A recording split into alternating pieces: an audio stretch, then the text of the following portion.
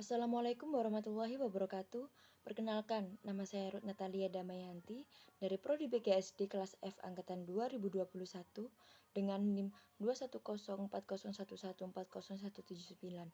Nah, di sini saya akan berdongeng yang berjudul Si Kancil Menangkap Angin Sang Raja. Kecerdikan si kancil yang terkenal diceritakan dalam kisah ini. Dikisahkan suatu hari, si kancil didatangi oleh utusan kerajaan. Betapa terkejutnya bahwa dirinya diperintahkan untuk menemui sang raja. Si kancil pun memenuhi perintah tersebut. Sepanjang perjalanan, ia memikirkan teka-teki apa lagi yang akan diberikan baginda raja kepadanya. Sesampainya di kerajaan, si kancil disambut hangat dengan senyuman baginda raja. Kemudian ia pun bertanya, "Ada apa gerangan wahai baginda raja memanggil saya ke istana?" Kemudian raja pun menjawab, "Akhir-akhir ini aku mengalami gangguan perut.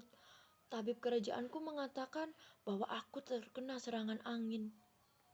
"Lalu, apa yang bisa saya bantu wahai baginda raja?" tanya si kancil. "Tangkaplah angin itu dan penjarakan dia. Buktikan bahwa kamu memang cerdik," perintah sang raja. Si kancil pun terdiam, tak sepatah kata pun keluar dari mulutnya. Ia pun pergi seraya memikirkan bagaimana caranya menangkap angin yang wujudnya pun tak terlihat. Si kancil hanya diberikan waktu 3 hari untuk menyelesaikan perintah tersebut. Singkat cerita, sudah berlalu 2 hari sejak perintah itu diberikan. Si kancil belum menemukan cara yang tepat untuk menyelesaikan perintah raja. Jika ia mampu menyelesaikan perintah raja, ia bisa mendapatkan imbalan atau hadiah. Dan hadiah itu bisa digunakannya untuk beramal dan membantu orang miskin. Sampai akhirnya tiba di hari terakhir, tapi si kancil masih belum menemukan cara yang tepat untuk menangkap angin. Di tengah perjalanan, ia teringat akan Aladin dan lampu wasiatnya. Sama halnya dengan angin, jin pun tidak terlihat. Ia pun memiliki ide. Kemudian kembali ke rumah dan menyiapkan segala sesuatu untuk menuju istana. Sesampainya di istana, ia dipersilahkan masuk oleh prajurit kerajaan. Raja yang sudah menunggu kedatangan si kancil pun menanyakannya, "Berhasilkah kau memenjarakan angin, wahai si kancil?" "Sudah, baginda raja," jawab si kancil, seraya menyerahkan botol yang sudah disumbat olehnya kepada raja. Raja pun melihat botol itu dengan heran. "Mana angin tersebut, hai si kancil?" "Di dalam botol tersebut, baginda. Engkau tidak bisa melihatnya, namun kau dapat merasakannya.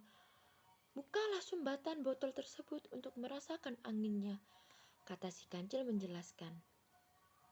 Baginda raja pun membuka sumbatan botolnya dan ia mencium aroma busuk dari botol tersebut. "Bau apa ini?" tanya baginda raja. "Ampun tuanku yang mulia, tadi hamba buang angin dan memasukkannya ke dalam botol. Hamba khawatir angin tersebut akan keluar, sehingga hamba memenjarakannya di dalam botol," jawab si kancil ketakutan.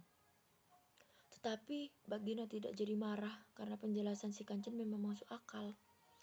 "Hehehehe, kau memang pintar si kancil." "Tapi baginda," sela si kancil. "Ya si kancil," jawab si baginda. "Hamba sebenarnya cukup pusing memikirkan bagaimana melaksanakan tugas memenjarakan angin ini." Lalu si raja pun menjawab, "Lalu apa maksudmu si kancil?" Si kancil pun menjawab, "Hamba minta ganti rugi." Lalu sang raja, "Kau hendak memeras seorang raja?" tanya si raja dengan nada terheran-heran. "Oh, bukan begitu, baginda." "Lalu apa maumu?" tanya si raja tidak sabaran. "Baginda harus memberi saya hadiah berupa uang untuk belanja dalam 1 bulan." Kalau tidak, tanya Baginda Raja.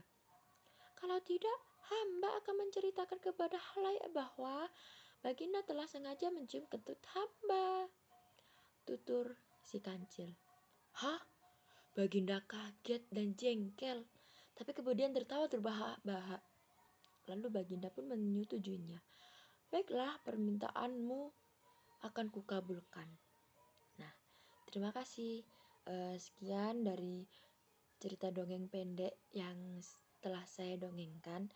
Pesan moral yang dapat diambil dari cerita ini adalah suatu hal yang mustahil dapat kita terima oleh akal, walaupun itu sangat sulit untuk dicerna. Dalam artian ketika kita ingin membantu seseorang,